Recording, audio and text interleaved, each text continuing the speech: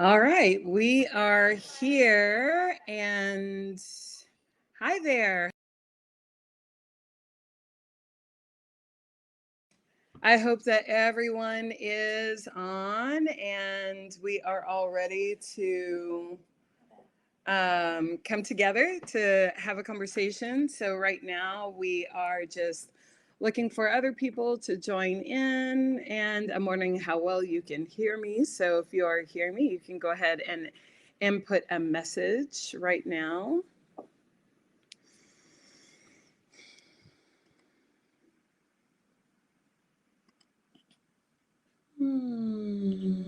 Let's also test out any messaging so you guys can start putting in your messages or say hello. This is my very first live, so this is a pretty cool situation. So I'm hoping that you guys will show up.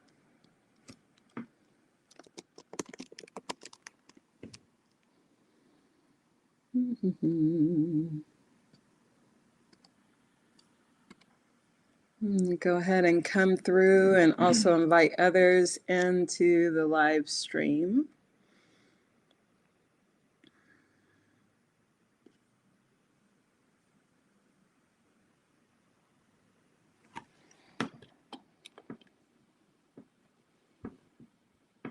Just waiting for some other folks to jump on here now.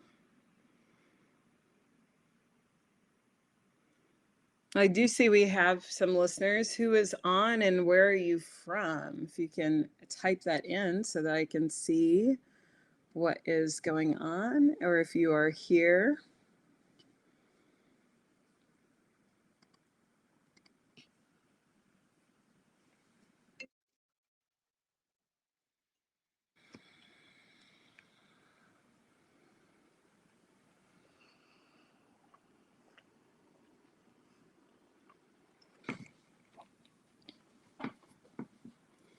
I'm still just waiting for a few more people to come on.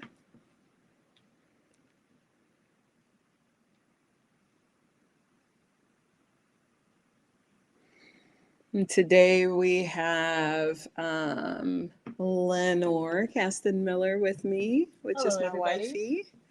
And this podcast is going to be recorded or this episode will be recorded for future listens as well. Archival purposes? Yes, it shall be archived. We are, I also want to just confirm that everyone can hear me. So I'm going to, since this is our very first live, so I'm going to actually see if you will click that link and go outside and check it out. This is Tamika Caston-Miller with Think, Flow, Grow. And with Think, Flow, Grow, this podcast is really about talking about life, talking about life as it relates to right now, and using the context of history and yoga to give some perspective, so that we're not just looking at life in this moment. And so if you are listening to this live, I'd love to know who you are and where you are from. So please do type that in, and we'll also be taking some calls. If you enjoy calling and talking, I see Katie is on. Yay.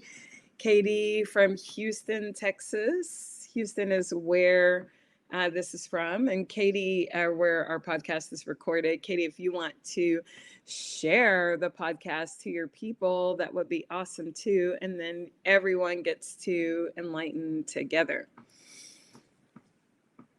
And I will do the same. So on this, I was decided to go live because, first of all, many of us are stuck at home right now. And if you're not stuck at home, I think we're all doing our best to be at home, because that's the right thing to do, is to be at home.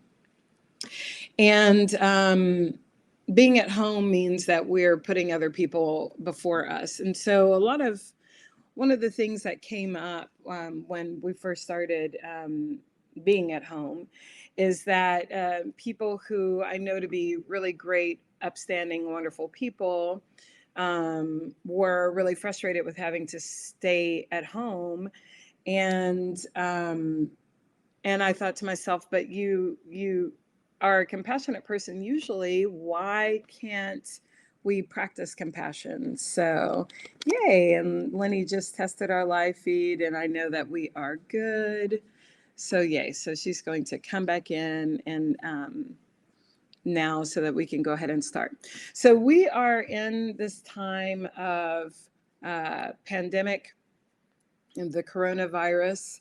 And I say that because this episode will be archived, and we are not going to be in this situation of pandemic forever. And so it's important for us to understand that this is where we are right now, and it's not where we're always going to be. I was talking with Lenny, and the reason why Lenny is on is because we were actually talking about, what happens now and what will be happening as we are in pandemic. Like, what does life look like after that? And a person asked me, what will our lives look like? Actually, 2 or 3 people asked me within the span of 48 hours, what do you think life looks like when all of this is over?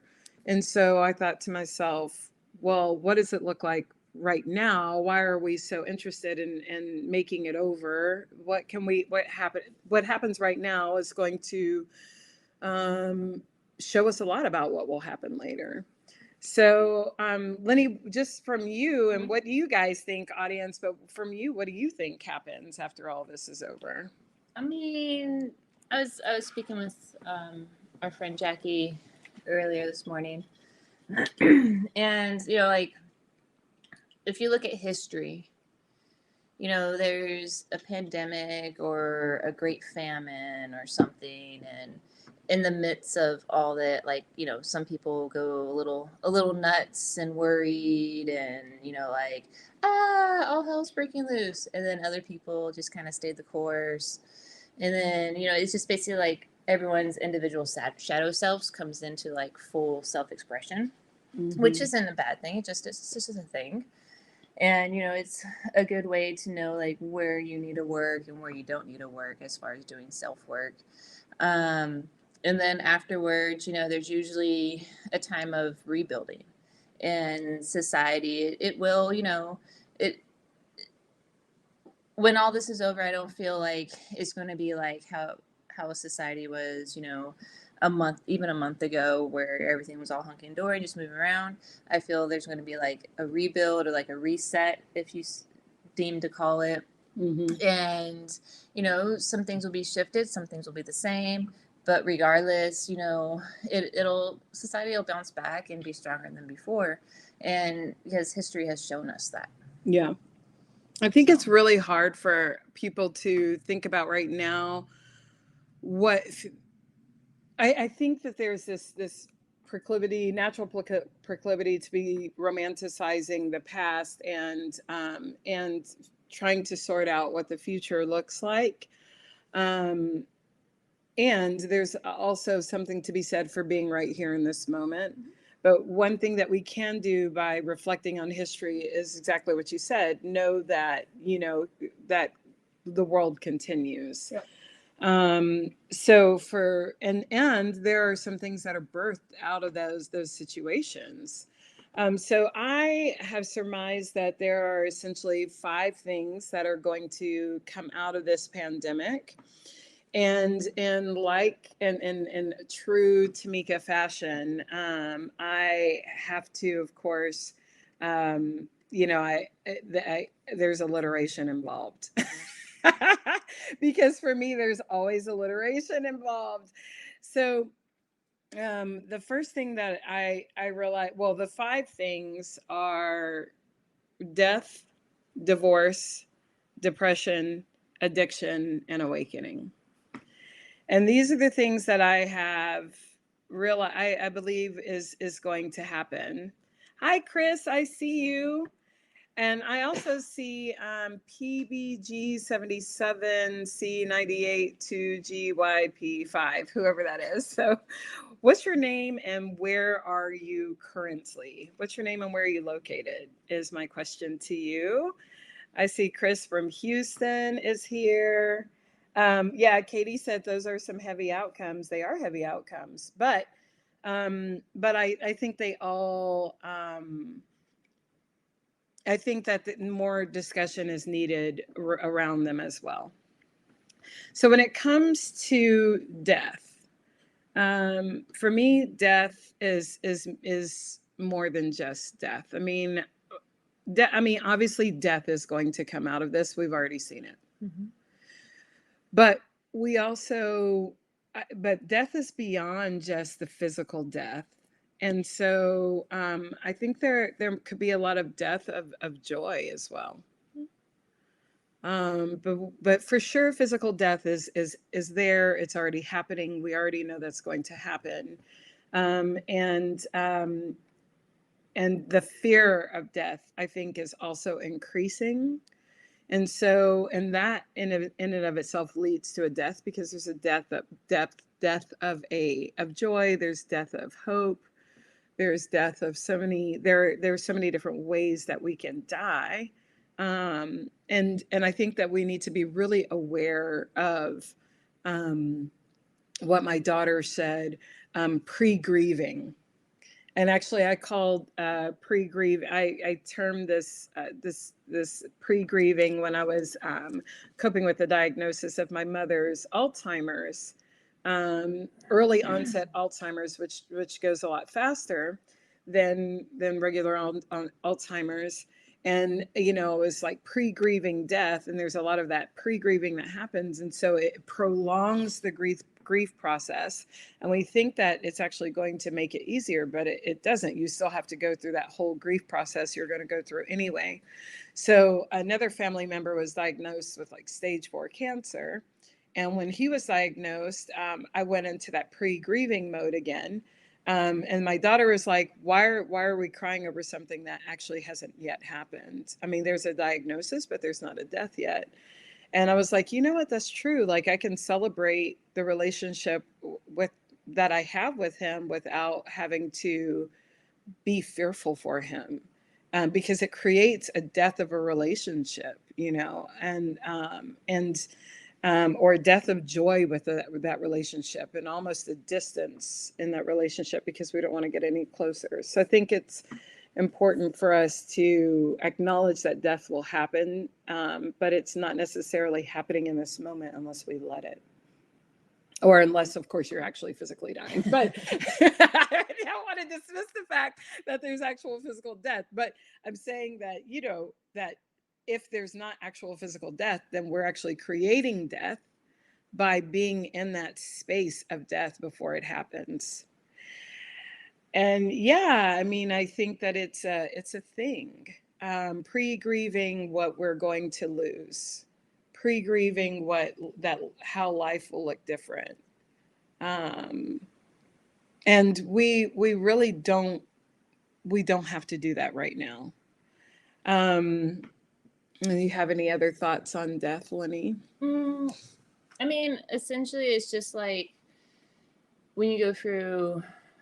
So some may know, but I was in the Iraqi war, so I came back with some traumas, and I went through a lot of self healing through mental health and other sorts of things for that. But during some of my lessons that I learned, like there's assumptions that the world is safe, that I'm a good person, and there's a few other assumptions. But along those lines, what you were talking about with the death, it's essentially the shattering of those assumptions, those unspoken assumptions of life. And that basically, you're in a safe world, you're a good person, that, as long as I'm doing what's right, everything's going to be right in the world. But when big pandemics or natural disasters or things like that come in and they rip it from you, that's where traumatic events take their hold. Because the assumptions you've had, the held truths of life, are shattered in that instant, in that moment. And that's what I feel a lot of people, they're feeling for the first time in their life. So that's why they're freaking out so hard, in my opinion. Mm. I hadn't actually thought about that concept, which I understand. I know you've helped me understand that is where like trauma gets stored, is by the actual shattering of the reality. Yeah. Not necessarily the event itself, but the fact that that reality was shattered. Yeah. And then every time you have another event or another thing stacked on top of it, they become like trauma clusters. So the only way to heal those is you heal the main cluster, and in hopes that most of them will fall off, and then you have to go back in later as things boil back up, and then redo the process to heal some more. So it's a continuing process of healing the trauma, even though the trauma may have just happened once, or a couple of small little traumas that ended up seeding into a big issue in your life later on.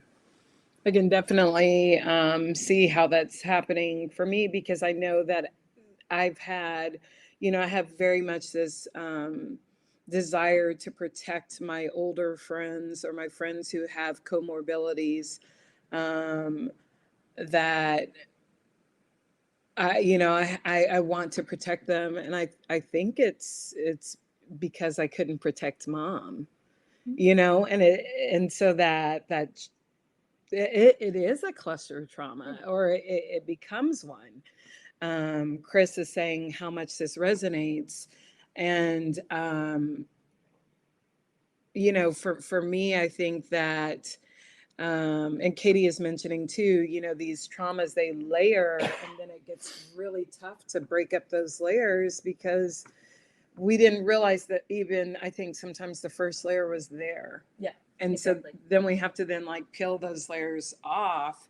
But that's where the self-work comes in. And honestly, that's the hardest thing I've ever had to do in my life, is the self-work to undo my traumas from war. War was a piece of cake in the light of all of the self-work I've had to do to undo war. So the work is yet to come. Yeah. And it'll be a continuation. It's not like I did my work, I'm good, I'm feeling good. Not like that. It'll come back up in the weirdest ways. Like you'll think you'll have everything taken care of and knocked out, and then a year or two later you're like, oh, I handled this. Why is this coming up? But nah, it's just because little triggers that you don't even know, it'll just come up in the weirdest ways. And it could be like, when we're talking about the spectrum of trauma, it could be anything. It could be like real severe trauma, or it could be something that is just simplified, where the media, just all this constant bombardment of how like the world's ending, and how like you need to do this, you need to do that, like even that can just be a trauma trigger for somebody. And I think the media really takes advantage of that. Well, that's because the media, their whole like MO is ratings. Ratings get sold by selling fear, by selling issues. Like no one really gets excited about, oh well, the kitten was saved in the tree today. No one cares about the saved kitten or the cute dog. That's the last 10 minutes to like lighten the load at the end of the news cycle. What really sells is the fear mongering, if you go buy this, it'll save you, like that sort of thing. Yeah. And I think that I think that we also get into the mode of getting really bad news, and then waiting for a happy ending, because that's the way that the cycles of media have told us that life works, is that there's a horrible event, and then we wait for it to get really bad. We wait for all of that information to come in, and then we expect this happy ending, because media have trained us to think that way. And what we don't understand, and not just media, but life. I mean, media is really only reflecting what they know is an addictive pattern within ourselves, which is for good or for ill, we do have an addiction to trauma because it's so a part of our daily lives. We expect for things, I think, to happen, bad things to happen too. Well, if you look at the archetypes, there's 12 archetypes that every person has, but there's 3 or 4 that every person has in common. So one of those archetypes is addiction. So everyone has an addictive part of their personality. Mm-hmm. Just like, but that addiction, it shows up in different forms in every person. Mm-hmm. So it's not about this bringing out the addiction. No. It's about, this is because we're sequestered at home, you know, everything's being thrown in our face right now. It's like literally being shown the mirror of our shadow self. Yeah. And it's our job, and I feel, to recognize that and be like, all right, am I going to play into my shadow self? Am I going to work on my shadow self? Or I'm just going to like, hi, I'm Lenny's shadow self. We're going to meet in the middle. We're going to sit together. And then maybe later I'll deal with you. Yeah. And actually Katie agreed and on the layers and how layers, like these traumas, they layer up and then they become difficult to break up. And also Chris mentioned that self-work is an everyday calling to healing. Mm-hmm. I love the way that was phrased, because it shows us that every day is a day to show up for healing. Mm-hmm. Which also means that every day is an opportunity to step into to possible trauma, you know. So I think acknowledging that we've got that you know, realm of trauma and healing that's possible in every day, it kind of gives us a perspective that we're going to have some things happen that are not kind, and we also have an opportunity to enlighten.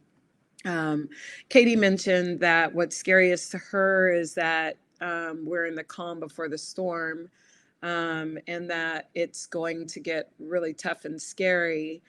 And I think the media help create those little triggers, mm-hmm. like Chris was saying as well, in the live feed.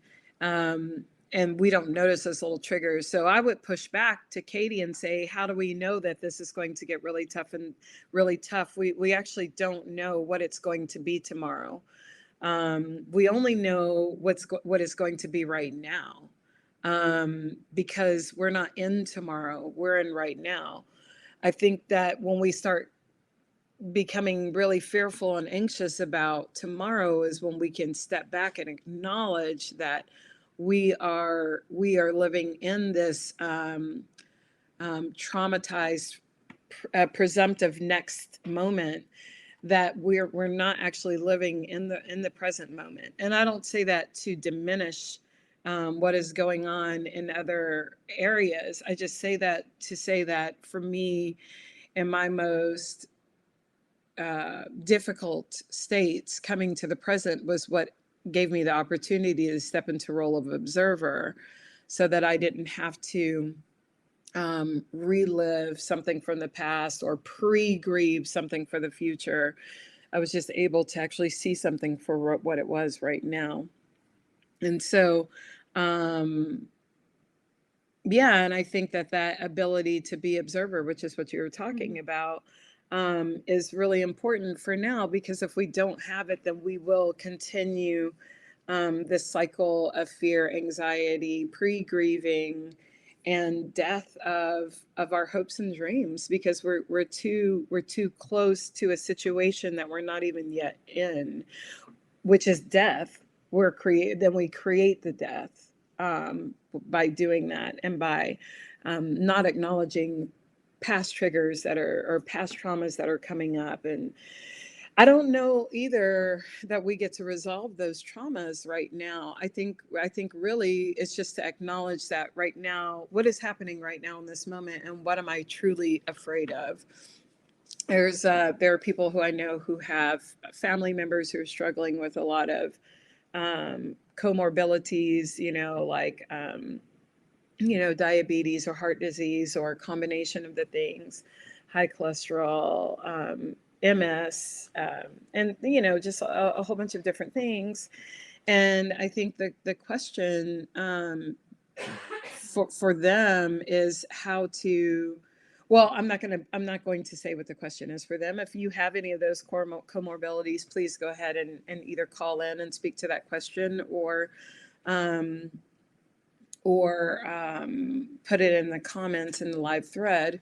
Um, but I know that for family members who are dealing with, who are living with the family member with that comorbidity, there's a lot of fear right now, um, that that that is being experienced, because of the fear just around losing a person who is vulnerable right now.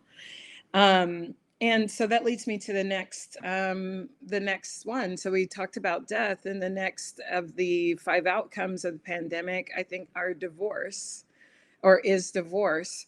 And by divorce, I definitely do believe that there will be divorces that come out of this, because people are living with people on a constant basis, and everyone's shadows are out or are just around the bend ready to come out.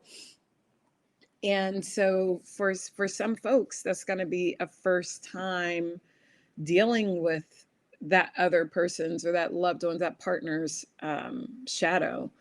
And some of us are really, really great. Many of us are really, really great at hiding our true selves, or our shadow selves, because we don't even realize it's there. As Lenny, as you were saying, either because of trauma, and having to actually cope and put those, or whatever that is. Well, a lot of people haven't been put in a position to recognize that Mhm. they're functioning in a shadow or non-shadow self, because they don't have the vocabulary or the knowledge about that part of self-work. Well, and I think so, like, for example, we've talked about shadow, we've dropped this word without giving it real definition, but for me, I'm speaking from a Jungian psychology perspective of the shadow self being the part that the part that is hidden, the part that is either repressed or suppressed, or oftentimes through being oppressed. And in the yoga world, not the yoga world, but in the spiritual community, oftentimes is called as the unresolved self, or the unenlightened self. Um, and that's that part of ourselves that we have either hidden on purpose or by accident, and is hidden in the psyche. It's deep within, it's inside of the id, or the inner part of us. And what we show to the world is the ego self, or the part of ourselves that we're willing to show. And it's the mask, it's the external self. So it's the opposite of that external self, is deep within. And we all have shadow selves, and some of us know what's in our shadows, and some of us don't, because again, if you don't know that you have a shadow self, you don't know to look for it. But according to Jungian psychology, the shadow self will come out when inebriation is involved, when exhausted, or when fearful. So when any of those three things comes out, then that is when the shadow self shows up. And oftentimes, what I have witnessed and what I've done even myself is said, "Oh, the bad part of me came out," or whatever. And it's actually the part that has always been there, but just we did not realize was there, because we blame it on being tired, or we blame it on being hungry, we blame it on being angry. Also, anger is one of the portals of the shadow. We blame it on being angry and not being ourselves in that moment. We blame it on being drunk or high or whatever. And actually, that is a true part of our nature that actually just needs to come out, so that we can bring the shadow we can resolve it. Mhm. It doesn't go away. We just know what it is. Well, because it's the mirror to To your the ego self. exterior self. So it's not, it's like, you know, when you walk out in the sun and you know you see your hand, but then you see your shadow on the ground. You know, you can't have one without the other. Whenever you're in the light, you will always have a shadow. Yeah, and there's nothing, and the it's not that the bad, there's the people shroud this with like a badness, but it's not a bad thing. It's that it is a necessary thing to know. It's the And yin to the yang, the balance of life. well, it's the yang to the yin, actually. Well, maybe it is the yin to the yang, because yin would be, but anyway. But one of the things that we do not know is that this negative self, or what that we call negative, comes out, and it becomes a negative thing because it hasn't been dealt with or identified before. And so it just like comes out. Like, imagine, you know, someone who has been in a cave and has been hidden away, hasn't seen light, hasn't been fed, and all of a sudden that cave opens. Of course, that person's going to come out in its worst iteration. And that's exactly what the shadow does when it has been hidden. And so but if you feed it, even if that person's in the cave, but you feed the person, you expose that cave person to light, you give them some heat, you give them some love, you acknowledge them, then when they come out, they're still going to be human. That human self is still going to come out. And so right now, I think we're going to be seeing a lot of that cave self breaking out, like the Kool-Aid man breaking through the wall, and just like coming out and being like, I'm here, you know. And I see, you know, lots of arguments and dissolutions of relationships, and divorces, because people are not going to be able to handle that. We already know that there's increased physical violence, increased domestic violence. We already know that that's happening. That's already been reported. And so, you know, the perhaps that's a first onset situation, because, you know, you're in this situation in which you're sequestered with another person. The Prime Minister of New Zealand, who is just a fantastic leader in person, she was saying, you know, choose your four people you're gonna, or you choose your people you're gonna be around for the next 4 weeks very carefully, because you're going to be together. You're going to be, because they're going on a scheduled shutdown of the country for 4 solid weeks. And she did it so brilliantly, just saying, hey, look, you're going to be around these people. This is your community, for this your tribe for the next 4 weeks, and choose them carefully. Which I think is so important, because some of us just engage with people all willy-nilly. Anywho, when it comes to people coming together, then it's like, oh crap, like I'm seeing you for the very first time. And I think that, and I remember having that moment with my starter marriage, when I saw my now ex-husband. I was like, oh my gosh, I'm seeing him for the very first time, and I don't like what I see. And it was downhill from there. Like, divorce was imminent from there.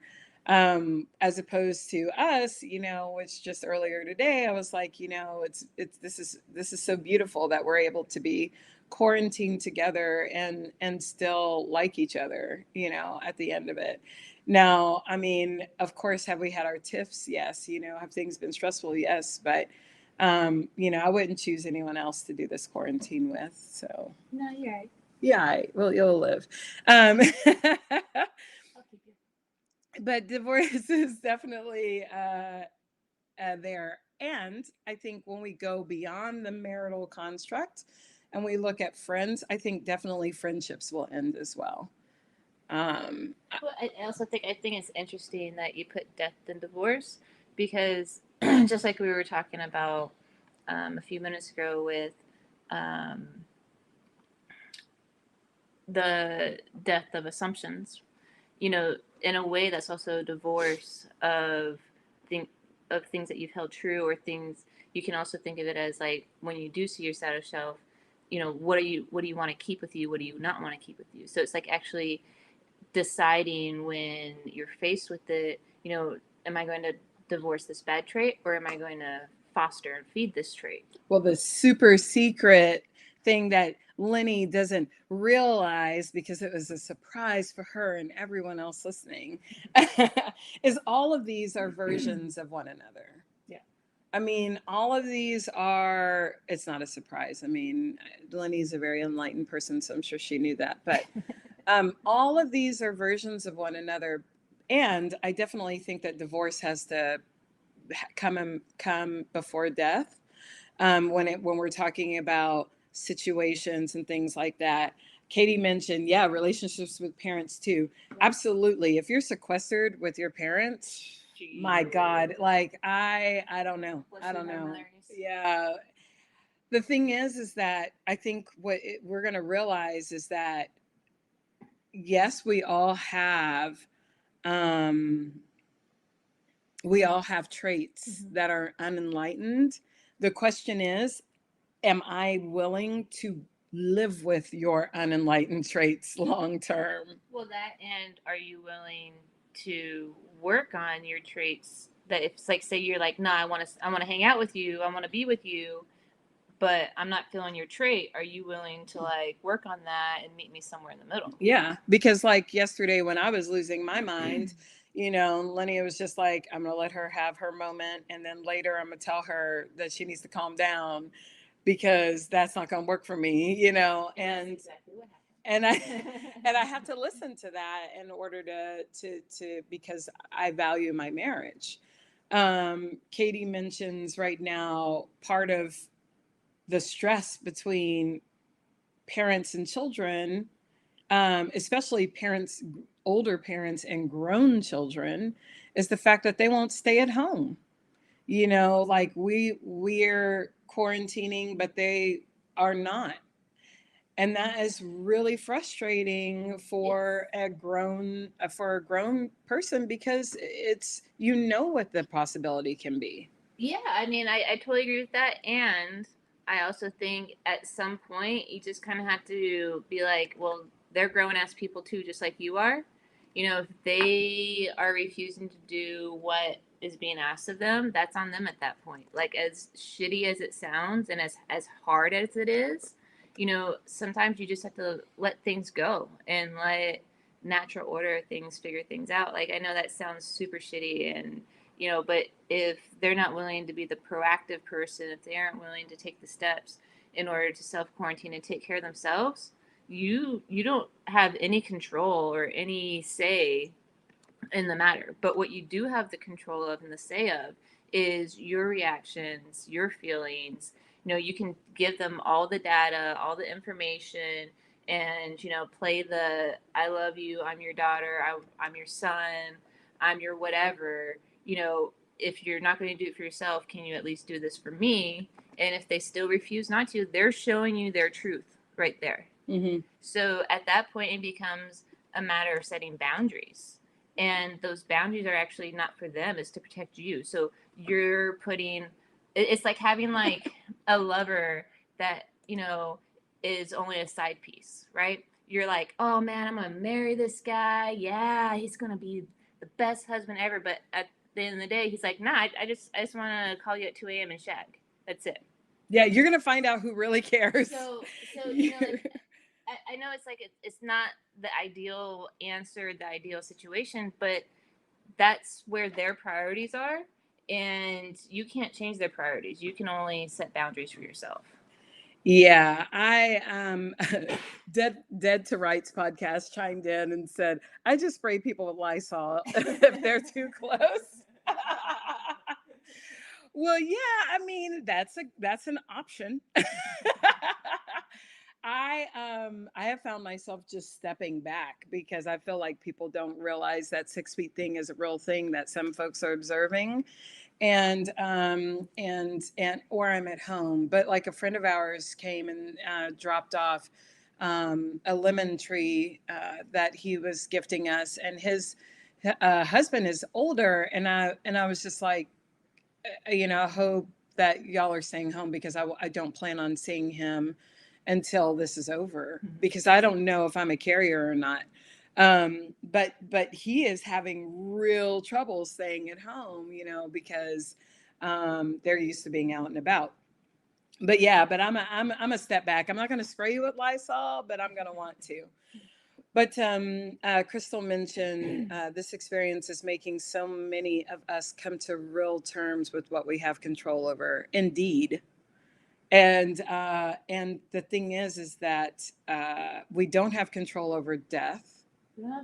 Honestly, We don't have control over no, anything. control. It's a figment of our imagination. Well, we have control over our actions. What? We have control over our actions, and if we're practicing yoga, meditation, and things like that, prayer, then we might have control over how our reactions. Yes. Yes. But that's pretty much it. I mean, I think that people thinking that they have control over anything else is really, I think that that's why people explode, and that's why the shadow self breaks through the wall and breaks out of the cave, is because it feels like it hadn't had any kind of control for too long. Mm-hmm. And then it's like, oh, I've got control now. It's like, no, you don't. So I definitely see us divorcing people, divorcing spouses, and also divorcing people who are toxic. Yesterday, this is an introvert's best dream.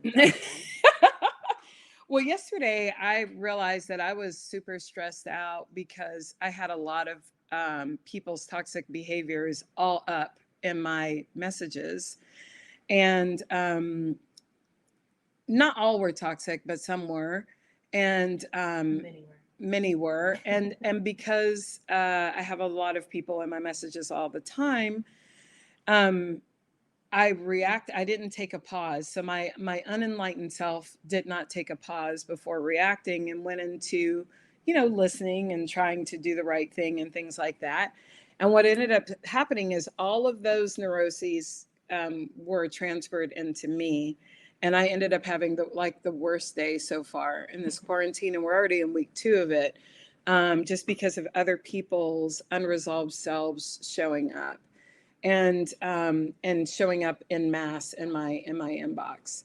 For me, I think right now a way to prevent. So we'll give some preventative measures as well.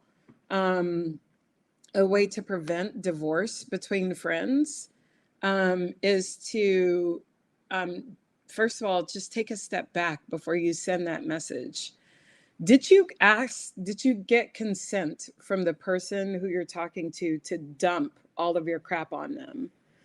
Did you consider that the other person on whom you're about to dump all of your crap probably has their own crap that they are going through?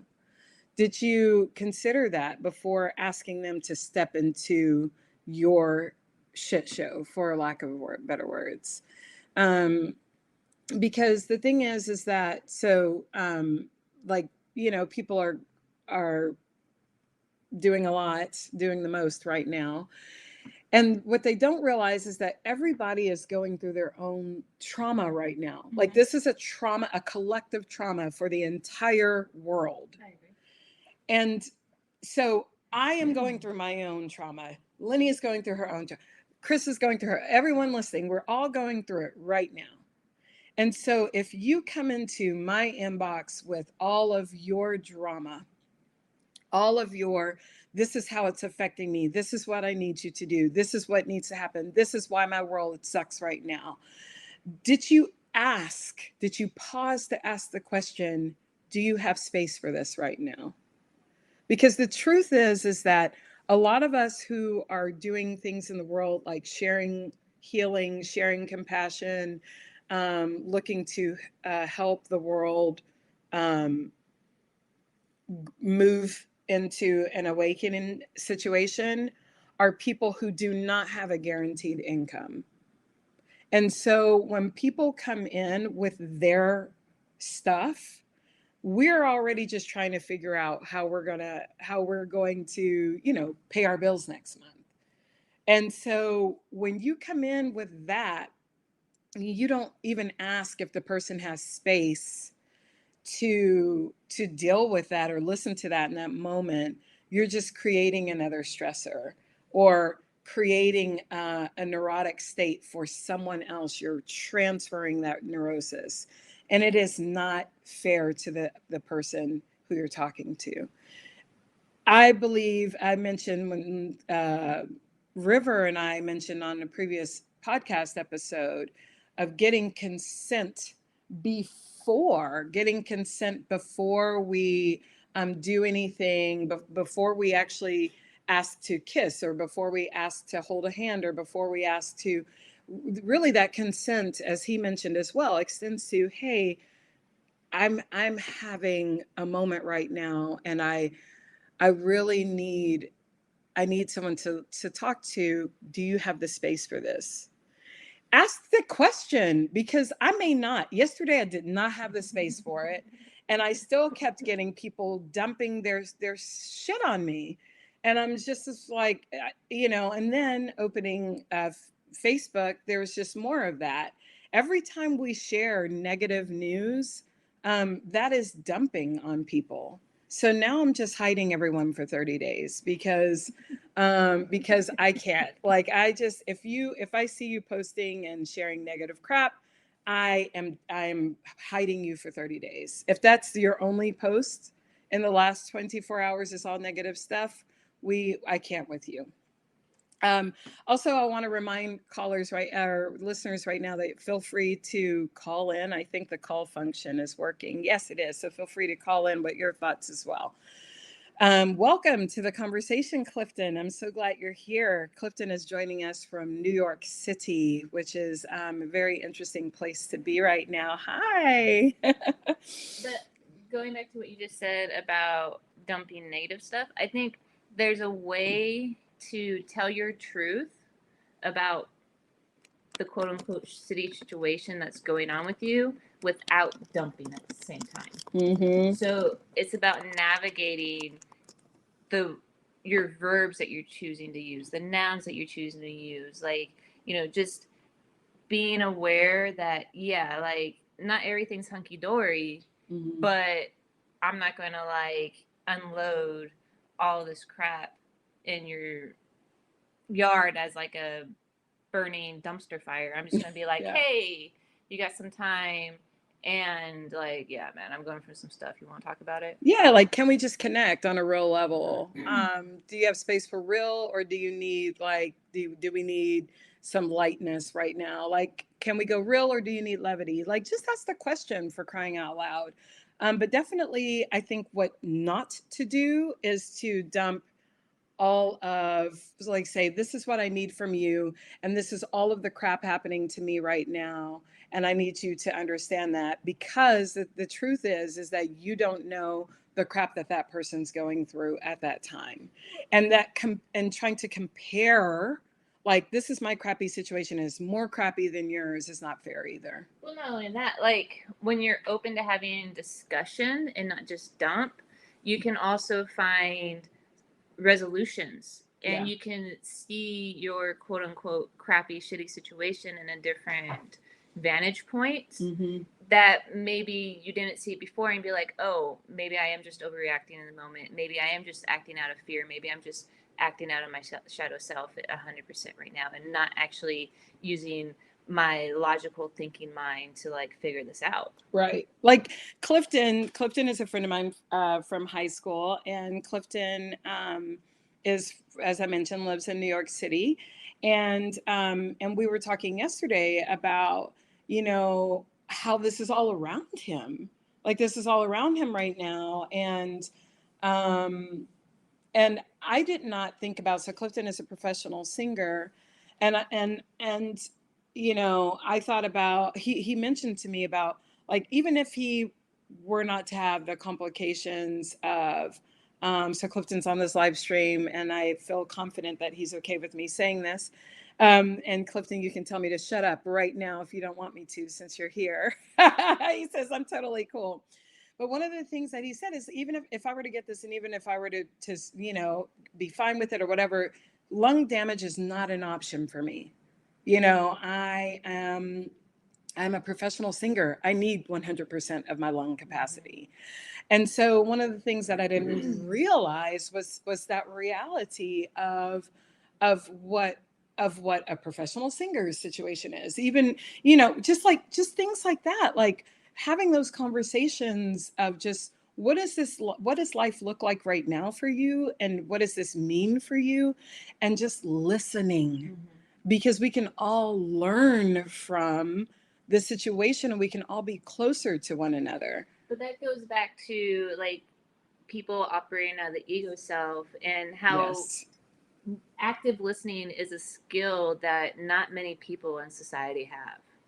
Like a lot of Mhm. people, they're like, "Oh, I hear you," and then they just like unload everything that they were like, all the ammo they were building while you were talking, instead of actually hearing what you were talking Mhm. about. So true. I mean, and it's obvious when it happens. Nobody is like taken, by surprise when it happens. When someone's listened to what you've said or when they haven't. Um, and Yeah. So, so, so far we've discussed two outcomes of this pandemic. The first is death, and the second is divorce. And in that, we mentioned death of not only of physical death, but also death of joy, um, death of hopes, death of goals, death of dreams, are totally and absolutely plausible right now. Divorce, divorce from a spouse, divorce from other people in your life, people who are toxic, and those who you're seeing for the first time, and you decide that you don't want to be involved in those behaviors. And I really think that it's important. I said that one of the things that we can do to avoid divorce of our relationships, our friendships, is to tell the person, when they do that, I don't appreciate you dumping on me right now. I have a lot going on, and you didn't actually ask me if I could actually, if I had space for this. And I think that it's really important for us to actually say those words, and be honest with one another. And if the friend is a true friend, the friend will say, I hear you. I recognize I didn't get that permission. I'm sorry. In the words of River, consent goes beyond sex. Yes, consent is constant and consistent. We're talking about River Davis, and that's another great podcast episode, that you can listen to at any given time. So there are those things that are imminent. Depression is a third outcome of this pandemic. Obviously, if we have experienced death, whether it be physical death or death of joy, or we've experienced loss through divorce of friends or a spouse or whatever, depression can definitely come. Depression can definitely come. Depression can seep in because we are sequestered right now. We are quarantined right now. And sometimes the shadow self gets really strong. And these are things that we've worked on in the past. So, for sure, people who have been working with or through depression, um, can expect for depression to creep back in, unless there are some very concerted efforts happening to offset that. Um, for me, I've not been a person who struggled with depression, but I did find myself in a depressive state twice in my life that I remember. And one was after having my daughter. I went through a very short period of postpartum depression. It was more like just postpartum anger, like I hated everybody except my daughter. So I was directed more at everyone else, which was a good thing. And then also after the death of my mom, it was really hard, and I didn't want to experience joy or experience pleasure. It was really difficult to deal with that. And so, like, I am not a depressive, and so I don't know what that world looks like from that perspective. And I'm not going to try to non-depressive splain what that feels like. But I do know that if we are by ourselves and alone with our thoughts, and we're not used to that, and we haven't done the work to resolve that, we haven't done work in meditation, or we haven't done like restorative yoga where all you do is sit with yourself, then yeah, depression can for sure creep back in. I mean, I don't know. For me, my response to that has been being in nature. Yeah, I mean, you know, I have suffered from a lot of depression. You know, first set in when I got back from war. Um, and I do find that, making sure you get plenty of vitamin D, using tools kits from that you've picked up in mental health settings. If you're on meds, make sure you stay on your meds, you don't run out.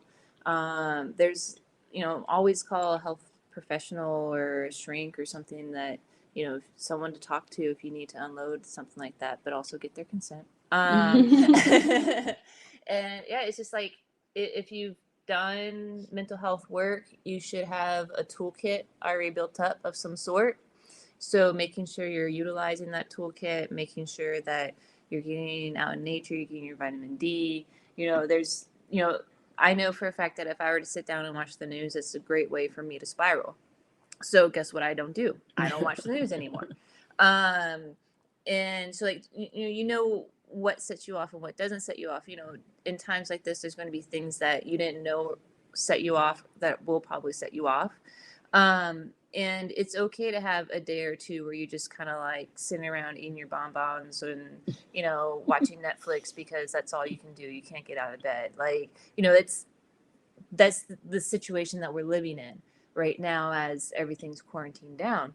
But at the same time, you can't stay that way. A day, maybe that's fine. Or maybe you give yourself an hour in the morning to cry it out or do what you need to do to get it out of your system. But the point is not to stay in that depressive state, because that's how things really set in and lock in. And that's when you get into bigger issues like suicidal thoughts and things like that. Yeah, I know for me personally, like even with me being a person who has had a lot of joy in my life and all of that, and a lot of stability, and not stability per se, but a lot stability in terms of emotional stability.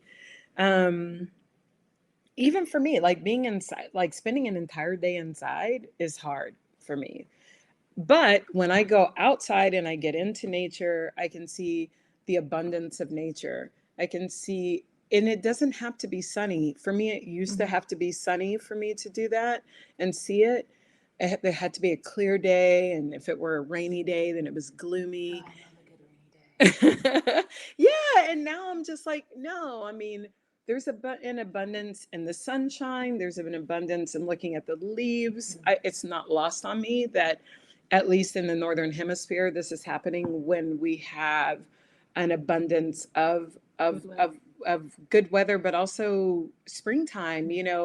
Plants are coming back. We can look at a plant and see it blooming and know that that plant was dormant 2 months ago, and that it's possible for things to come back. Well, and also, like, if you think about, like, going back to history, during the Spanish influenza, they would put the patients in an Mhm. area with fresh air, with, in nature in order to help them heal because, the air, nature, it's a natural It's a medicine. purifier. Yeah. Like being stuck, sequestered into recycled air and all that, you're not getting what you need.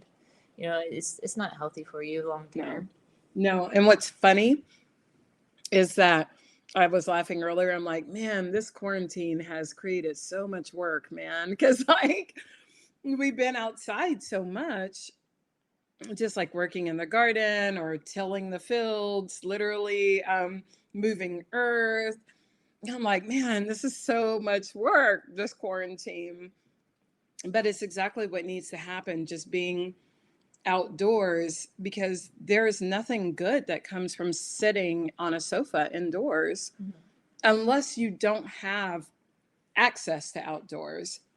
But I mean, from what I've read and what I've seen, like, you know, even in the worst lockdown quarantine areas, people were still allowed to go out for a walk, Yeah, I mean, well, So, I'd like, love to ask Clifton this, because you're in New York City. Clifton, if you're still on, like, can you go outside, and how is it scary? Yes. Can you go outside in New York? Like, how does that work? And are you afraid to go outside, or can you open a window, or is there a terrace? Like, how? How are you How are getting you? your vitamin D? Yeah, how are you getting your vitamin D? And that is not a euphemism for anything else. So he said that they can go outside, but the parks are overfilled. Hmm. So can you open a window? Like, do you have a terrace? And how does that work for? Yes, call in, Clifton. He said, should I call in? Clifton would be our first caller. I don't know if it'll work well. I mean, and do you necessarily need to go to a park? You know, even if you're just taking a walk down the street or, you know, walking around the block, you know, that's still a way to get outside and not like necessarily be super close to someone. Yeah, I'm curious about that. Clifton would like to call in. Let's see how we do this. Connect. Are you there? Am I there? Can you hear me? You are here. Hi. Hi, folks. Um, all very good questions and things that I've been wrestling with myself. So, I don't know if you've seen that de Blasio has closed some entire streets to allow people the full use of the street because, as you would imagine, a 6 foot social distance in New York City, even when it's practically empty, is still almost impossible. So the problem is that the weather's really nice. I think it's 64 degrees and sunny right now. And so the parks are just totally overflowing with people. So even though I do have the ability to go outside, it makes me a little cautious. I don't know. I do have a backyard though, which is nice. I can go out and stand in the backyard, look around. Oh, that's wonderful. Yeah. I wonder how it is for people who don't have a backyard, who are in definite cityscape. What are like high-rise style apartments, and they don't necessarily have a terrace or something like that. Right. How are they I don't coping right know. now? I think a lot of those folks are just kind of walking around outside. And I don't mean to sound so judgmental about it. I think people should go outside, but it's the density here. New York is really an outlier, in the United States. It's so dense. Even if a tenth of the normal people are outside on the sidewalks, it's more than almost any other city in the country. So it's I don't know. I've been talking with friends about how the virus specifically looks in New York City because 8.5 million people live here. And just doing the math, I feel like, I don't know, I feel like we've got a lot more to possibly go. I don't know. I would love to hear your thoughts. What are your... I mean, for me as a yogi, and thank you so much for sharing that. For me as a yogi, this is the time in which meditation really kicks in, or to start the meditation practice. Because if you can't go outside, or if you're at danger if you go outside, which it sounds like you could be, being in such a highly populated place, I think now is the time to create that outdoor experience in the mind. And so utilizing some visioning meditations is really the way to go, I think, at this point, because there now is an actual detriment to being out in populated areas, which are going to be the parks because they're still open, and people do need to be outdoors getting something. So yes, it's a hard balancing act. I would not want to be a public official right now trying to struggle with these questions. I guess that's why they get paid the big bucks, right? Yeah, I guess. Ronti is on, and he says hello and what is up as well. And Ronti, I don't know where you're coming from. Tell us where you're coming from. I know for sure it must be a difficult situation in New York or New York City, and also in just places where people are used to being outside all the time. New Orleans has also been hit really hard. New Orleans is one of my heart cities, and I just wonder how people are coping But thank you so much for calling in, Clifton, and sharing your My experience pleasure. with us. Yeah. We may have more questions later. Maybe you hop on again. Cool. Thanks. Have Thank fun. you. Bye-bye. Uh, also, Ronti is here from India, and really happy to see you on. Feel free to type in your thoughts or questions, or even call in. Um, for sure, that depressive state, I think, that we were discussing is an outcome of a pandemic, and I think it's what we can do to offset it is go out and be in nature. And also, if you can't go outside and be in nature, then to actually practice meditation and create nature in your mind. I know for me personally, I have several meditations that are visioning meditations where you can create that meditation that are attached to previous to attach to previous episodes that are attached to previous episodes. And I encourage you to go on and find those visioning meditations, and I'll be posting more as well. Ronti posted the question, is coronavirus biological warfare or weapon? And what do I think about it? And my answer is, I don't know. I don't know. I think anything is possible, but I definitely am not an expert in that. I don't know if is it far-fetched that coronavirus could be a biological weapon? No, I don't think it's far-fetched. I think that it's, anything is possible. But what I think about what I do know for sure is that I think that tapping into what we don't know that creates fear and anxiety is actually very dangerous, more dangerous than coronavirus. Yeah. I think that when we create anxiety in others and we create fear in others, we are definitely operating out of our shadow selves. And we are creating death, we are creating depression, and we are creating separation in the world. And I think that his question was also, what is the condition of the U.S.? The U.S. is in the same condition as everywhere else, where there's a lot of misinformation, there's a lot of information, and there's a lot of people getting sick, and there are some people dying from it. That is the condition right now, and I think that there will be a lot more before there aren't. So we don't know where the peak will be. The US, for those of you listening from other countries, and actually for people listening here, the US is the size of half of Europe. And so when we're considering the US, we actually need to remember that the United States are literally United States, very similar to the European Union. And so every state is like a country. So Texas would probably be the size of God, I don't even know. Texas is the size of several European countries. And so each state has a priority to deal with the pandemic in its own way at its own local level. And so it's really hard to speak to the condition of the US because the US is not, that would be like saying, what's the condition of the European Union? Some states are hit really hard right now, like New York, California, and Louisiana.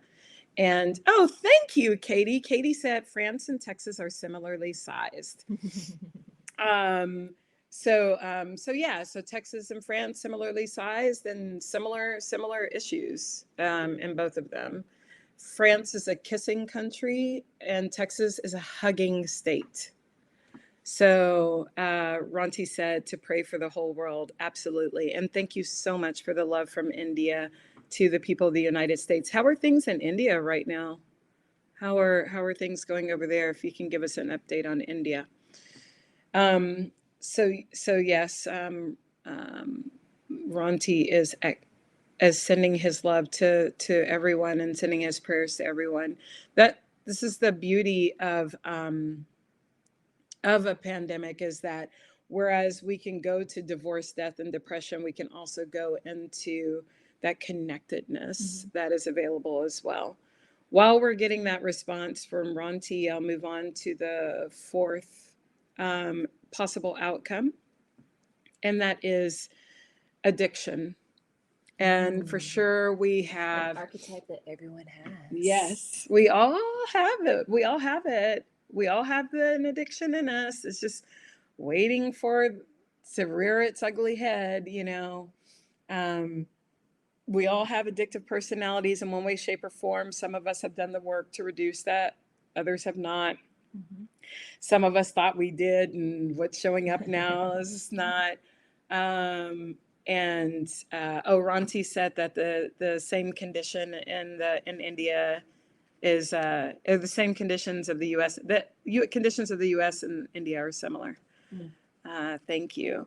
Man Cave Musings just showed up, and he's a self-admitted alcoholic, he's saying.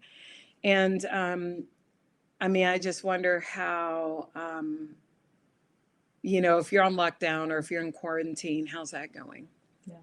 You know, I think this is really tough for each of us, and for some of us, those behaviors can be really deadly. Well, yeah, and I also think that just like we were speaking earlier, you know, some days are going to be worse than others. Like where everyone was, you know, unloading on you yesterday, so you know you were having your moment, you know, processing all that and coming out. Like if you have an addiction that runs you at times, you know, like as a default, it might be easy to fall back into that. But if you're doing the work to change that addiction into something else, or to like work on that part of your personality, you know, like how does that look? How does that play out?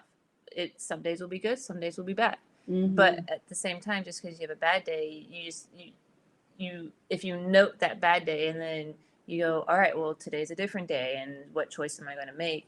So just taking day by day is, in my opinion, the way to do it. But I mean, who am I? Well, you're you, and I appreciate that. Man Cave Musing said he's working at work, but also working on himself. I think that many of us who aren't working right now are faced only with ourselves. Yeah. And that can really be detrimental if we're not doing a lot of work on ourselves at the moment. Yeah, like self-work, not like self-massage or something like that. But like as you were mentioning, you know, if we're like switching off from like food addiction and switching on to meditation addiction, or switching off from alcohol addiction and switching on to God workout addiction or God addiction. Yeah, which definitely happens, yes. Right? Like I dated one of those. Yeah, religion addiction, I would say. I don't even think it's a God addiction. I think it's a religion addiction that can happen. And then proselytizing to everyone. I've had people who have had food addictions, who have switched their diets and now are proselytizing their new way of eating and like bemoaning that to others, or saying, well, work out, or what's your excuse, or blah, blah, blah. And I'm just like, you are projecting your food addiction or your bulimia or your whatever it is onto other people right now. That's really not being helpful. Man Cave Musing said his daughter has anorexia, is in therapy, and he has learned to listen and acknowledge. Oh my gosh, you sound like an amazing dad. And validating what she said. He's meant to say, validating what she says and how she feels. That goes back to the point earlier that we made about, you know, actually listening and not just reacting when someone's speaking to you. Yeah, I mean, I think for sure.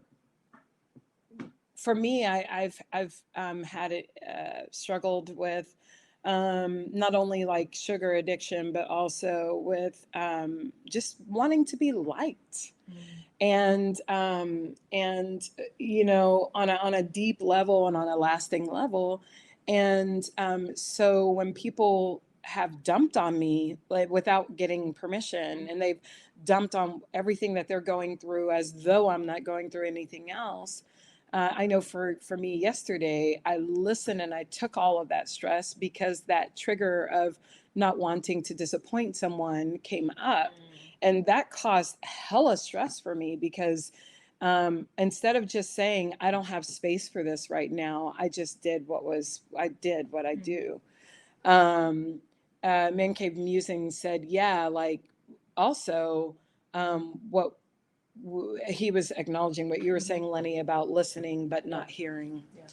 So for sure, I think that we can go into those addictive states. And for me, what has been helpful is to just pause. I'm just trying to pause before going into reaction with what I put in my mouth, or reaction with what I say, or reaction with what I do. Just step into the pause for a moment and just you know, just ask the question, is this what I really want to do, or um is this how I want to be? Like, how is this getting me closer to how I want to be? And also ask, is this coming from my id or my higher self as well? Yeah, like what part of me, what do I really want right now? And what am I serving? Yeah. Man Cave Musings also said that he and his daughter were always connected. He says attached at the hip, but now they are even closer. That's so cool. Just because you're listening. And the thing is that the thing is that we all just want to be seen, heard, and validated, or seen, heard, and loved. Some of us interpret love as validation. Some of us interpret love as personal time. Some of us interpret love as just being accepted.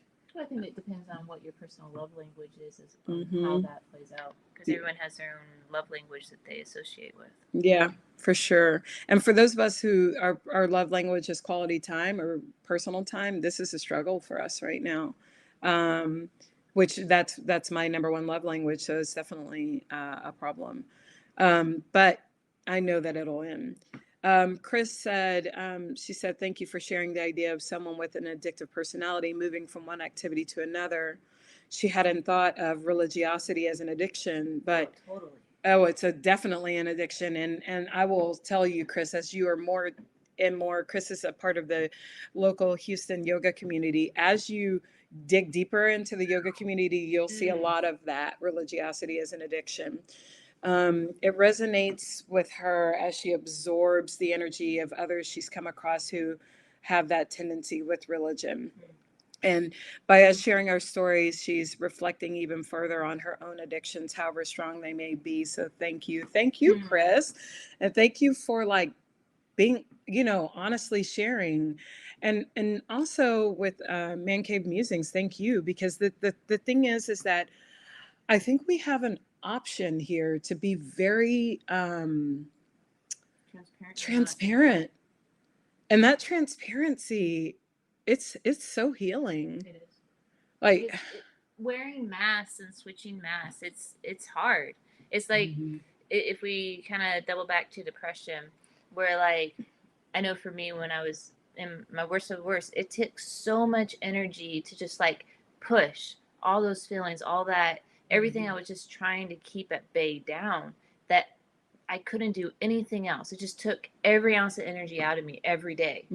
But when you start living an authentic, transparent life, like you don't have to remember lies. You don't have to like even. I'm not talking about like big lies or anything like that. I'm just talking about the little ones, like little transgressive lies. Where like if someone's like, "Are you okay?" I'm like, "No, I'm not okay today, but thank you for asking. Tomorrow will be a different day." All of those things, like it takes energy from you. Yes. And where are you trying to use your energy? Are you trying to use your energy to better yourself, to better society? Or are you trying to use your energy to hide? Yeah. In which, and Man Cave Musings used the term vulnerability. Mhm. You know, when we're all vulnerable and being honest and transparent, you know, not only does it give other people permission to do the same, but also we know we're not alone. We know we're not alone because we all have our things. We all have our addictions, we all have our problems, we all have our shadow selves, we all have our Strengths. yes, we all have them all. And Yeah. collectively, if we're all, you know, vulnerable together, honest together, transparent together, then we are Stronger. strong. For I sure. mean, it's like plexiglass, you know? It's super hard to go through that. He says not always showing a happy face when you're not. Yeah, Exactly. that's a mask that I was just speaking to. Yeah. Chris said, when you tell that little I'm fine response, when you know you may not be having a great day, it helps no one. Someone I know always says, oh, I'm tired or I wasn't feeling well. And the reality is that no, I'm in a depressed state. What is a more honest response? And the thing is that we can't even support each other unless we're like in a place where we're being honest Yeah. with one another. Because you could think you're supporting someone when really, because they aren't coming to you in an honest state, you know, you're coming to them in the state that they're giving you, like the mass that they're giving you. So if you try to lend a hand or lend some sort of knowledge to them in that state, like it really could not even apply because they haven't been honest and forthcoming of where they really are. Yeah, and you know what? For me, when I know someone is wearing a mask, I trust them so much less. The thing is that people who can see through that, who are in your life, and we have a lot of those people in our lives because people who can see through our own BS are really important for our own growth. So if we're in growth mode, we have people who can call us on our BS in our lives. And when we know that that person's lying to us, we trust. I'll speak for myself. When I know someone is lying to me about their state of being or their mindset or whatever, I trust that person less. Mm. It helps me see that person for where they are right now, and I trust the person less. And it doesn't mean that I cut them out of my life or whatever, but it just means that I don't feel as comfortable being vulnerable with that person. Because you have to second guess Yeah. motives and everything else. That goes into a whole nother tangent. Exactly. Exactly. So if you're just coming into the episode, we've mentioned 4 of the 5 possible outcomes of a pandemic. And I didn't even put possible, I said the outcomes, which are death, divorce, depression, and addiction. And all of those things have layers. So not just, you know, physical death, for example, death of relationships and to of those things. So death, divorce, depression, and addiction. And then of course, and then we have a 5th. And that 5th is an awakening.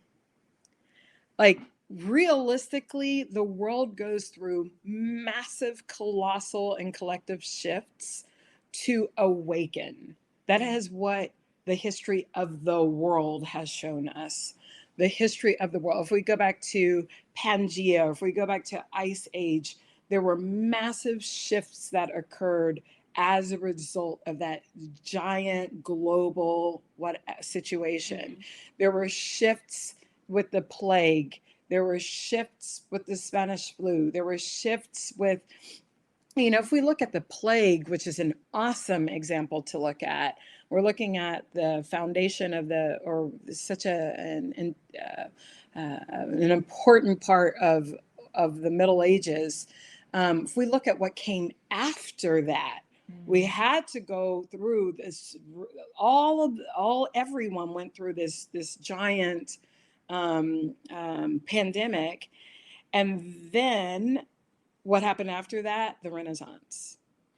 Yeah, but I don't know. I agree and disagree as that's something that happened because you always have the people that are resistant to for sure to the information. Yeah, like the majority of people will have like a little wake up call, but some of those people will also like backslide into old habits even after the wake up call, and then you know like the Renaissance folk, so to say, if we're sticking with your connection, you know, like those are the ones that are going to thrive and help push society forward again. Yeah. So, but Well- there'll always be the naysayers and like the conspiracy theories and things like that. That those people, they're the people that aren't willing to do the work with the knowledge that they've learned. Yeah, what happened in the Renaissance, that the ones who did, that's what has persisted. True.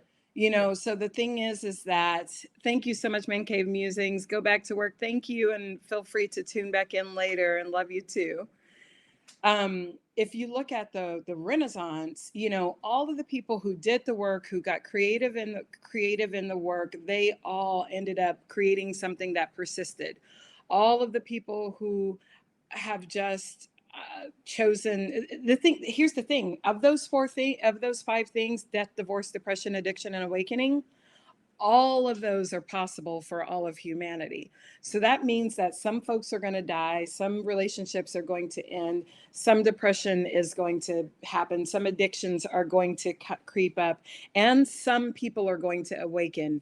It doesn't mean that everyone's going to die, everyone's going to divorce, everyone's going to be depressed, everyone's going to be addicted, and everyone's going to awaken. But everyone will have some sort of ratio of all of that or some of that. Yeah.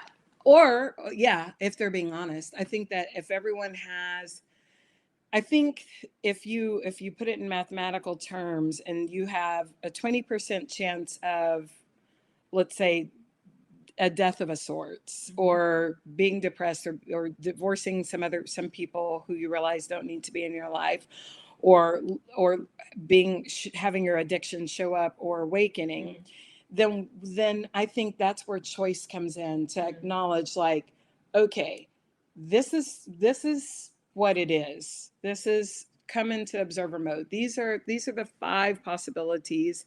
It is very likely I'm going to experience a bit of this in all of it. But we know that 100% isn't stagnant. So why would I lean into addiction? Or why would I lean into depression? Or why would I lean into death of my joy?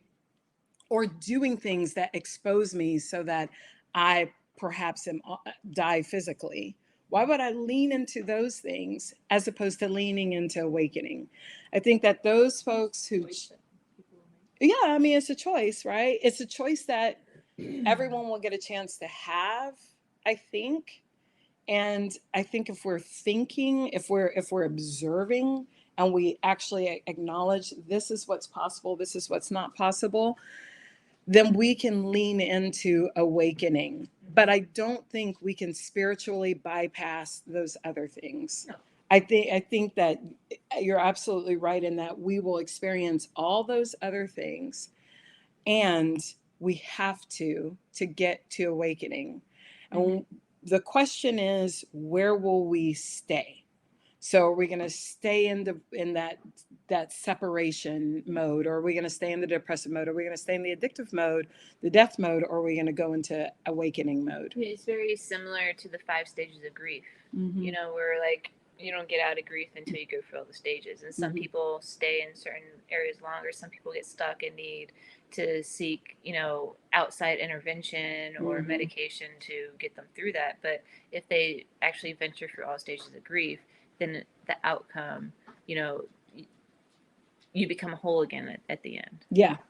I think that Chris has mentioned here, the awakening will happen by going through the things. And it's not fun. She's just like, yeah, I mean, it's definitely not a fun experience. The work is never fun. The work is not fun, but the result is amazing. Yes. And the thing is there are people who are trying to spiritually bypass right now by just like, well, I'm just going to stay prayed up. God will get us through it, or I'm just going to meditate through it and whatever. And it's like, okay, yes. But this is also a time to invite death of certain habits, of certain things that don't serve you anymore. Yeah, like to invite death into those things. This is an opportunity to invite a divorce of those habits, or the people who you've outgrown, or who are not leveling up with you. And so finding people who are acknowledging that, and maybe you don't have the people necessarily identified who do up level you. I'm fortunate in that I have a lot of people who are way beyond me, and those are people who I can be with as I'm looking to divorce, other things, and behaviors, and people who need to go to the margins of my social circle or the margins of my life.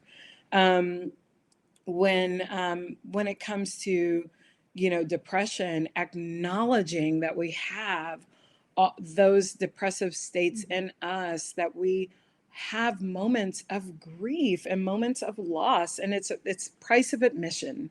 It's price of admission to being in relationship with humanity, is that we and being in relationship with ourselves. To come into wholeness is going to rely upon us acknowledging the things that don't feel good and stop trying to spiritually bypass depression.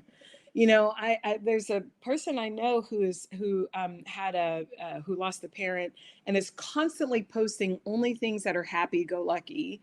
And I'm just like, why are you, I know that things aren't happy go lucky all the time. With you being honest, and being not happy go lucky all the time, that's such a pathway for others to be okay with that as well. So I think that spiritual bypassing of depression is what then seeds addiction. It seeds addiction to perfection, or seeds addiction of all of the, of course, chemical addictions, and the emotional addiction, codependencies and things like that. And all of those addictions are then seeded. And then all of a sudden we're stuck putting out of our 100%, instead of having a 20% experience. Now everything's going to 80% there in that addiction area.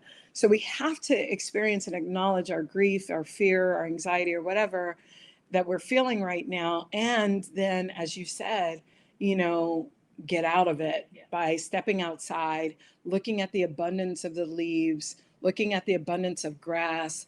When it rains, looking at the abundance of water, it's almost like not what I can't do, but what can I do? Yeah. And reframing those questions, reframing the questions of like, instead of what it is impossible, it's like, what is possible from here is the question. With awakening, I have identified a few ways that we can awaken. We will awaken in our relationships. So we will have new, thriving, powerful relationships that are inspired, that are passion driven, that are beautiful, and are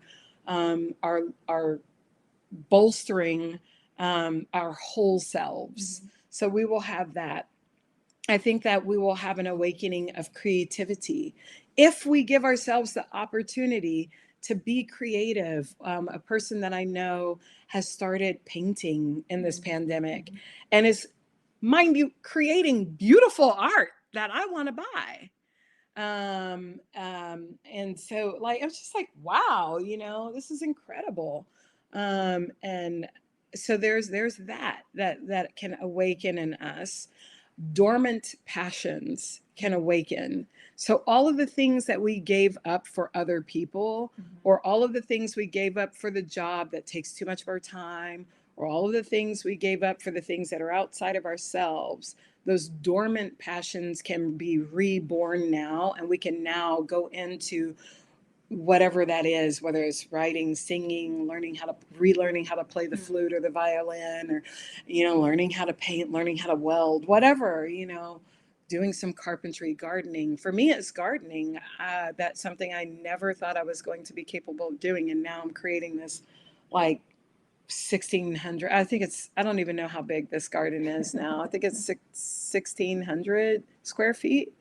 40 by 40. So yeah, a huge garden, is being created. This passion for like live radio is happening because this is something I did in college. And then I was like, oh my gosh, I can do this now and take callers. Chris says she started writing poetry again. That's awesome. So like all of these dormant passions can come up. One of our really good friends, his name is Eric Fiumano, who's a local artist here in Houston, is creating these beautiful watercolors right now. And he's going to be creating some art at the Ranch Houston, which is mine and Lenny's endeavor that we've created together. So you'll be able to see his art out there. And just him having time reminded us that he's available. And then also the spiritual self, of course, has the opportunity to awaken. Yeah. So when we give these opportunities for us to step into to shift to awakening rather than letting things die. There's a meme out there that says that King Lear was written during while Shakespeare was was sequestered or quarantined. Shakespeare was a baby when the plague was happening, so that's not historically accurate. However, the plague did inspire some of his great works. Yeah. So we for sure have, and of course, as I mentioned, the entire Renaissance was born out of the plague. Well, it was. And religion oppression, but religious oppression. Well, no, it was born out of the plague because that was happening before the religion. I mean, religious oppression was happening as well, but actually, religious oppression happened more during the Renaissance and during the Baroque period than it did during the Middle Ages. Because if we look at the Middle Ages, this is the time of the Crusades. This is the time of the expansion of the Ottoman Empire, and actually not the expansion. Yeah. It was the iconic period where like you weren't allowed any imagery. Yeah. So the imagery happened in the Renaissance, was right after the iconic period. Oh, was it? No. I remember those are the Visigoths, I think, who were like, no, we don't want any icons. It's been a while since I took that college class. So Lenny is a sculptor here in Houston, an educator, and is an art historian. And I am a historian, as you guys know, yogi, and spiritual director. I've recently come out of the spiritual director closet because I didn't want anyone to know I was a spiritual director for like 10 years. But actually I am. So that's happening. And educator. But yeah, but the thing is if we look at, first of all, the Renaissance is what gave the title, the Middle Ages, to the Middle Ages. Yeah. So that's not even like a legit title unless you're looking at it only from a Renaissance perspective. But the point is that all of the things that we remember, like the reasons why we travel to go to museums and all that, 9 times out of 10, we're going to go see Renaissance pieces. Unless of course you're a big fan of the Baroque period like me. But those are the Enlightenment had to happen after the Baroque period, where everything felt broken and people were losing their spirit. The Enlightenment happened. People started created revolutions of thought, revolutions of life, like just getting out of oppressive states, getting out of other people saying this is, God deemed this person as your king, therefore this must happen. And people are like, you know what? I don't think God did that. I think you did that. The decline of the aristocracy comes into play during the Enlightenment period. And people start creating things that look more realistic during this time frame instead of creating these hyperbolic situations that aren't real. So, in the world, as the world has shifted, we have this opportunity to enlighten. And the question that I will leave all of you with is, where are you? Are you going to shift, or are you going to stay? Because I think the choice is going to, if you choose to stay, you're going to be in those other 4 areas. But if you shift with the world by doing the work of those other 4 areas, if we shift with the world, then you will enlighten. We will all enlighten. We will all move forward. And everyone isn't going to enlighten. Everyone is not going to awaken. Everyone isn't going to shift. And there are going to be some casualties, whether it be friendship, relationships, or actual human loss. There will be some casualties. And so I think that's the big question that each person has to answer. And I think it's a very personal answer.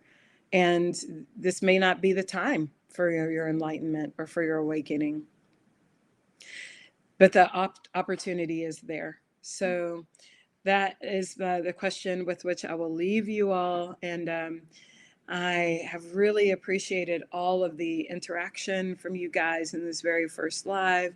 I encourage you to listen to this from the beginning if you've missed it, so that you can hear the 5 outcomes of a pandemic.